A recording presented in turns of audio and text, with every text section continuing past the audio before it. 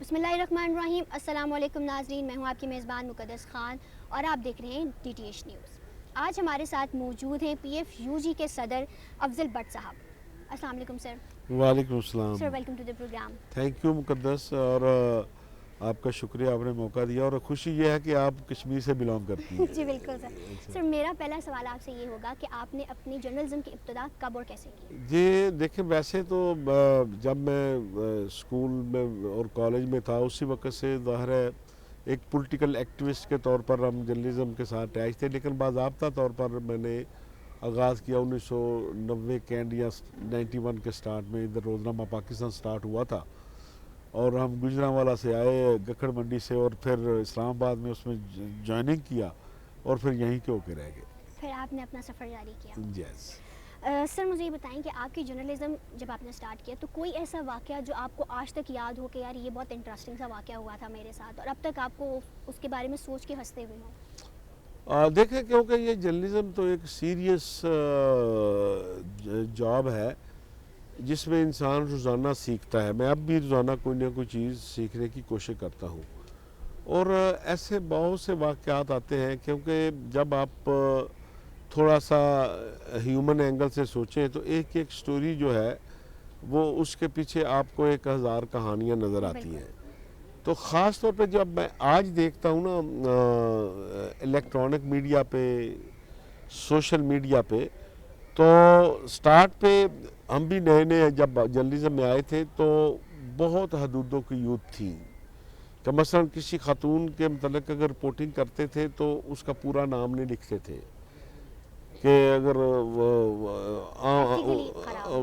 N अलफ इस तरह के नाम लिखते थे ताकि इस खबर के हवाले से किसी की ज़िंदगी में कोई ऐसे वाक़यात पेश ना आना शुरू हो जाएं, लोग उसको टारगेट ना शुरू कर दें, करना शुरू कर दें। तो हम इस चीज़ को अपोज करते थे।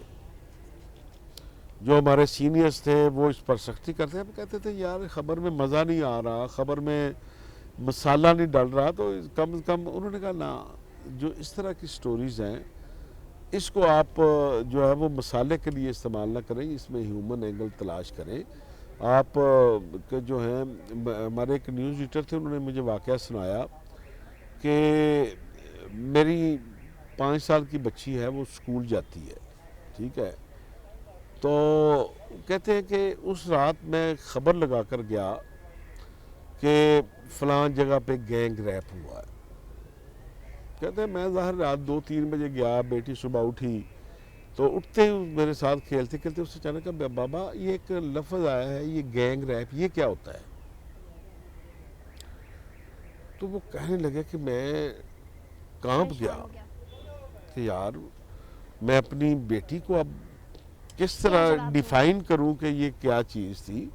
तो उन्होंने कहा कि इसलिए जब हम कोई ख़बर देते हैं तो ये ज़हन में रखा करें कि किसी की बेटी पास बैठकर पढ़ रही होगी, किसी की बीवी होगी, किसी की माँ होगी, बहन होगी, तो ख़बर देते हुए इन चीज़ों का ख्याल रखा करें। तो इसलिए जर्नलिज्म में इन चीज़ों की तरफ जब अब मैं टीवी स्क्रीन पे देखता हूँ कि लोग विक्टिम को दिखा रहे होते हैं, लोग जिसने कोई जुल्म किया होता है उसको छुपा रहे होते हैं और जो जिसके साथ हुआ होता है उसको दिखा रहे होते हैं, तो मैं समझता हूँ कि उन्हें इस तरह के वाक़यात का इल्म होना चाहिए और पता होना चाहिए कि अगर ये मेरी बेटी मेरे साथ बैठकर देखेगी तो क्या मुझे ये ख़बर देनी चाहिए, मैं फैमिली में बैठकर इस खबर को देख सकता हूँ। दूसरा कि इस फैमिली से सोसाइटी पे असर क्या जाएगा, तो इन चीज़ों को ज़रूर मद्देनज़र रखना चाहिए। सर आप मुझे ये बताएं कि आजकल की जर्नलिज्म और जब पहले आप जर्नलिज्म करते थे उसमें आपको कितना डिफरेंस नज़र आता है? देखें, ज़मीन आसमान का फ़र्क आ गया। एक तो अब टेक्नोलॉजी को देखें